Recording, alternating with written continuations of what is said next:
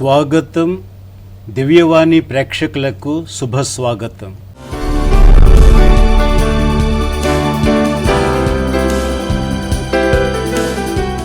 నవజీవన్ కార్యక్రమానికి విచ్చేసినటువంటి మీకందరికీ కూడాను ఘన స్వాగతం.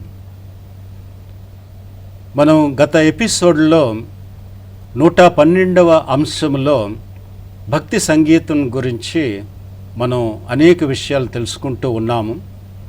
ఇంకా ఆ యొక్క అంశంలో మరికొన్ని విషయాలు ఉన్నాయి. ఎందుకంటే సంగీతం గురించి ఎంత చెప్పుకున్నా సరే అది తక్కువే అవుతుంది. కాబట్టి మనం ఓపికగా విషయాలు లోతుల్లోకి మనం వెళ్ళేటప్పుడు మనం శ్రమ అనుకోకుండాను వాటి గురించి క్లుప్తంగా మనం తెలుసుకున్నట్లయితే మన యొక్క ఆరాధనల్లో, మన యొక్క పూజా భాగాల్లో చక్కగా పాల్గొనడానికి, తద్వారా మనం రాబట్టవలసినటువంటి అనేక అనుగ్రహాలను మనం పొందగలుగుతాము. అందుచేత ఈ యొక్క కార్యక్రమానికి వచ్చేసినటువంటి మీకు అందరికీ కూడాను శుభస్వాగతం. ఈ నవజీవన కార్యక్రమానికి మనకు వచ్చినటువంటి ముఖ్య అతిథులు శ్రీమతి శోభా జోసెఫ్ గారు, మరి సిస్టర్ కీర్తన గారు.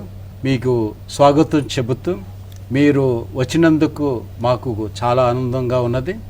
మరి ప్రేక్షకులు కూడాను వాళ్ళు కూడాను ఎంతో చక్కగా ఆలకించడానికి సిద్ధపడి ఉన్నారు. అందుచేత ఆ భగవంతునికి మరి వచ్చినటువంటి మీ అతిథులకు అలానే కూర్చున్నటువంటి మా ప్రేక్షకులకు కూడాను నిండు వందనాలు తెలియపరచుకుంటూ ఉన్నాను. మరి సంగీతం గురించి మనం కొనసాగించుకున్నప్పుడు మిగిలిపోయినటువంటి కొన్ని విషయాలను తెలుసుకుందాము. ఇది సంగీతం అన్నటువంటిది విశిష్టమైనటువంటి భూమికను పోషిస్తూ ఉన్నది. అంటే మన యొక్క ఆరాధన క్రమంలో, మన యొక్క దైవార్చన విధానంలో ఈ సంగీతం ఉన్నటువంటిది దానికి ప్రత్యేకమైన స్థానం ఉందని తల్లి శ్రీ సభ తెలియపరుస్తూ ఉన్నది. అదే స్థాయిలో శుద్ధీకరింపబడుతుందని కూడా మనం తెలుసుకున్నాం. అంటే మనస్సులు పవిత్రం అవడానికి అవకాశాలు ఉన్నాయి. అలానే భగవత్ ఆరాధనకు, ఆదరణకు యోగ్యమవుతూ ఉన్నది. అందుచేత మనకు ప్రార్థనలో ఒక భక్తి పారవశ్యాన్ని ఇస్తూ ఉన్నది. అలానే మన యొక్క మనసులు కూడాను పవిత్రం అవుతూ ఉన్నాయి.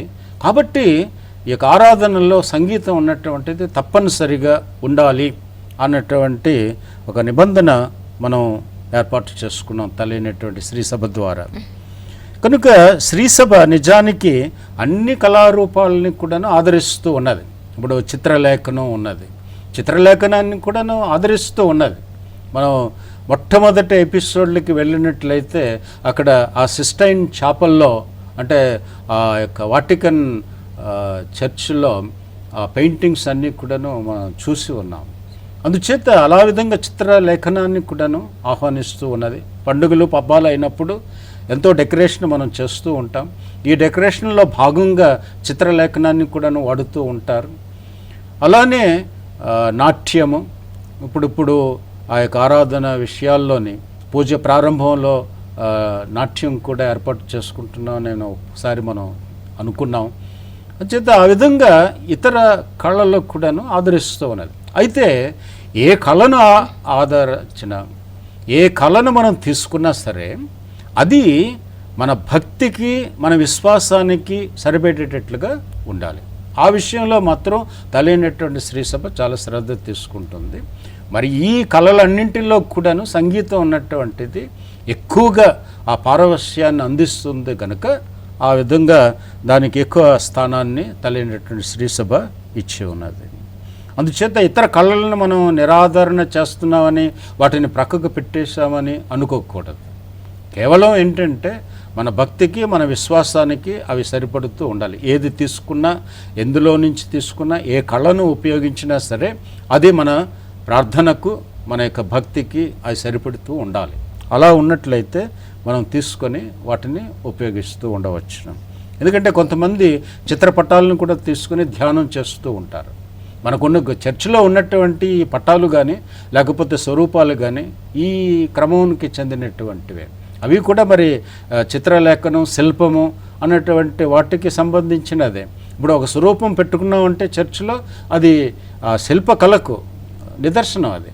అంటే మనం ఎంత శిల్పకళను మనం ఎంత ఆదరిస్తున్నాం అన్నటువంటిది కూడా అక్కడ గమనించవచ్చును.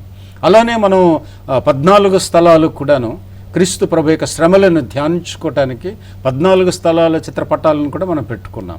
అంటే అక్కడ మనం చిత్రపటాలను కూడా మనం అవసరానికి కొలది మనం అవి వాడుతూ ఉన్నాం అనమాట. అంచేత కళలను అన్నిటిని కూడా తీసుకుంటున్నాం. ఆ సందర్భాన్ని బట్టి అవి ఏ విధంగా మన భక్తికి తోడ్పడుతూ ఉన్నాయో, మన యొక్క భక్తి పారవస్యానికి అవి ఎంతగా సహకరిస్తూ ఉన్నాయో అది గమనించుకొని వాటిని మనం వాడుకోవడానికి ప్రయత్నం చేస్తూ ఉన్నాం అన్నమాట. అంచేత ఈ పవిత్రమైనటువంటి మహాసభ భక్తి సంగీత వినియోగంలో విధానాలను ఏర్పాటు చేసుకుంది. ఎందుకంటే మనం అలా వట్టినే వదిలేసినట్లయితే ఆ ఇచ్చినటువంటి అవకాశాన్ని పాడు చేసుకోవడానికి కూడా మనం వెనుకాడం. కొన్ని సందర్భాల్లో కొన్ని విషయాల్లో అతి చేయటానికి ప్రయత్నం చేస్తాం. అతి అంటే ఎక్కువ చేయటం అన్నమాట. అది కూడా మంచిది కాదు. కనుక తెలియనటువంటి శ్రీసభ అలా అతిగా వెళ్ళిపోకుండా అస్సలు వాడకుండా ఉన్నటువంటి పరిస్థితి మంచిది కాదు. కనుక మధ్యస్థంగాను వాటికి తగిన విధంగాను మన భక్తికి మన విశ్వాసానికి తగిన విధంగా వాడుకోవటానికి మనకు కొన్ని నిబంధనల్ని ఏర్పాటు చేస్తూ ఉంటుంది. మొట్టమొదటి ఏంటంటే దేవుణ్ణి మహిమపరచడం. మనం పూజారాధనలు చేసుకున్న, భక్తి సంస్కారాల్లో పాల్గొన్న, ప్రార్థనల్లో పాల్గొన్న ఇవన్నీ కూడాను మొట్టమొదట మనం చేయాల్సింది ఏంటంటే దేవుణ్ణి మహిమపరచడం. మన ప్రార్థనల్లో కానీ మన యొక్క ఆరాధనలో కానీ మొట్టమొదట మనం చేయాల్సినటువంటిది భగవంతుణ్ణి మహిమపరచడం. అందుచేత ఏదైనా సరే మనం తీసుకున్నటువంటి ఆధారమైనా సరే అది ఈ మహిమకు సంబంధించిందై ఉండాలి. ఆ విధంగా దాన్ని మలుచుకోవాలి. రెండవది, విశ్వాసులను శుద్ధీకరించడంలో అది తోడ్పడాలి. మనం అనుకున్నాం కదా, ఆ యొక్క భక్తి పారవశ్యం అన్నటువంటిది మనస్సును కరిగిస్తున్నది. మనస్సులో ఉన్నటువంటి ఆ మలినం అన్నటువంటిది, ఆ పాపం అన్నటువంటిది, ఆ తప్పిదం అన్నటువంటిది అది పోతూ ఉన్నది. అంటే ఆ విధంగా మనం పవిత్రులం అవుతూ ఉన్నాం అన్నమాట.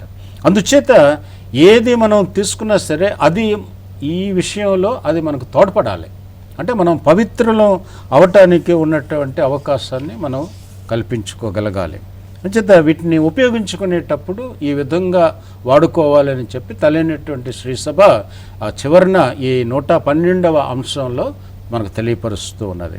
ఇక పోతే మనకు 113వ అంశంలోకి వచ్చేటప్పటికి దైవార్చన గడియలు ప్రార్థనకు సంగీతాన్ని జోడించి గురువులు విశ్వాసులు కలిసి ముక్త కంఠంతో రాగయుక్తంగా ప్రార్థిస్తే దైవారాధనకు నిండుదనం గౌరవం కలుగుతుందని తెలియపరుస్తూ ఉంది ఈ యొక్క అంశం. అంటే ముక్త కంఠం అంటే ఏకకంఠం, అంటే అందరూ కలిసి ఒకే కంఠం అన్నట్లుగాను అందరూ కలిసి ప్రార్థించడం, అందరూ కలిసి పాడటం అన్నటువంటిది జరగాలి. అందుచేత ఇప్పుడు సాధారణంగా ఏమవుతుందంటే ప్రతి చర్చిలో కూడాను ఒక కాయర్ అన్నటువంటిది ఉంటుంది, అంటే పాటల బృందం. ఈ పాటల బృందం ఉండేటప్పుడు ఏమవుతుంది, వాళ్ళు ప్రాక్టీస్ చేసుకుంటారు, వాళ్ళు పాడుతూ ఉంటారు. ఈ తక్కిన వాళ్ళందరూ కూడా ఏదో ఆ పాటలను ఆలకించడానికి వచ్చామన్నట్లుగా కూర్చుంటారు. అది కాదు, తెలియనటువంటి శ్రీసభ యొక్క ఉద్దేశం అది కాదు. కొయర్ని ఎందుకు ఏర్పాటు చేశారంటే వాళ్ళు లీడ్ చేస్తారు, పాట ఎత్తుకుంటారు, ఏ పాట పాడాలో అవి ఎంచుకుంటారు వాళ్ళు. అంచేత వాళ్ళు ఏ విధంగా ఉండాలి అంటే ఈ ప్రార్థనలో లేకపోతే దివ్య పూజా బలిలో పాల్గొనేటటువంటి ఆ సంఘస్థులందరినీ కూడా వాళ్ళు ఆ పాటలోకి తీసుకుని వెళ్ళాలి. అందుచేత ఒక్కటేంటంటే వాళ్ళు కూడా శ్రద్ధ తీసుకొని ప్రజలకు కూడా అప్పుడప్పుడు పాటలు నేర్పుతూ ఉండాలి. అలానే ఈ ప్రజలకు కూడాను మాకు రాదు అని చెప్పి చేతులు ముడుచుకోవడం కాదు. పాటల పుస్తకం ప్రతి ఒక్కరి దగ్గర ఉండాలి. బైబిల్ గ్రంథం ఏ విధంగా అయితే చేతిలో ఉండాలో అదేవిధంగా పాటల పుస్తకం కూడా చేతిలో ఉండాలి. ఆ పాటల పుస్తకం పాట పాడుతున్నప్పుడు పుస్తకం తెరచి, ఎందుకంటే సాధారణంగా వాళ్ళు ఒక బోర్డు పెడతారు, ఆ బోర్డు మీద నెంబర్లు కూడా ఇస్తారు ఏ పాట ఇప్పుడు పాడుతూ ఉన్నామని. అందుచేత అది గమనించుకొని, లేకపోతే ఆ లీడర్ కానీ లేకపోతే ఎవరైనా సరే ఆ పాట నెంబర్ చెప్తారు. అందుచేత ఊరికనే అలా బద్ధకంగా కూర్చోకుండాను, ఏదో పరధ్యానంలో ఉండకుండాను పుస్తకం తెరచి వాళ్ళతో పాటు పాడడానికి ప్రయత్నం చేయాలి. అందుచేత అటు పాటల బృందం వాళ్ళు కూడా శ్రద్ధ తీసుకోవాలి, విశ్వాసులు పాడేటట్లుగాను. అలానే విశ్వాసులు కూడా శ్రద్ధ తీసుకొని పాటల పుస్తకం విప్పి ఆ పాటను వాళ్ళతో కలిసి పాడాలి. ఎందుకంటే మనం అక్కడ పాట పాడుతున్నాం అంటే ఏదో వినడానికి కాదు, మనం వినడానికి కాదు, దేవుడు వినడానికి మనం పాడుతూ ఉన్నాం. అందుచేత అది ఒక ప్రార్థన కనుక ప్రార్థన అందరూ చేయాలి. choir మెంబర్స్ మాత్రమే చేసినట్లుగా కాదు, విశ్వాసులందరూ కూడా ఆ చర్చిలో ఆ ప్రార్థనలో ఆ దివ్య బలి పూజలో పాల్గొంటున్నటువంటి వాళ్ళందరూ కూడాను ఆ పాట పాడుతూ ఆ భగవంతుని మహిమపరచాలి. అలానే పాడినప్పుడు మన యొక్క మనసు కూడా పునీతం అవుతూ ఉన్నది.